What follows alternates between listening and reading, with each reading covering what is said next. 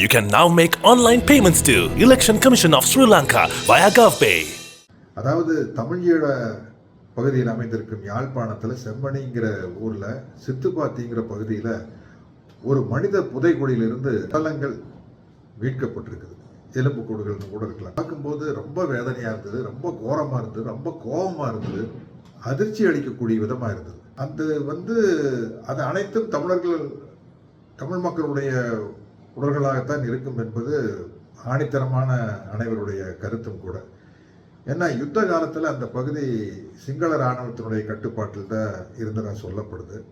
அப்புறம் அது அங்கே எரிக்கத்தான் செய்வாங்க, புதைக்க மாட்டாங்க போல இருக்குது. ஒரு ஸ்கூலுக்கு போகிற பையன் புத்தக பையோட புதைக்கப்பட்டிருக்கிறான் இறந்து போய் அப்படிங்கிற மாதிரி விஷயங்கள் பார்க்கும்போது கொஞ்சம் கூட மனிதாயமற்ற செயலாக இருக்குது.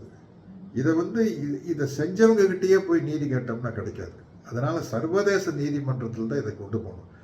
இந்த கோர நிகழ்ச்சியை உலக நாடுகள் அனைவரது கவனத்திற்கும் கொண்டு செல்ல வேண்டும். அதற்கு தமிழர்களாகிய நாம் தான் பாடுபட வேண்டும்.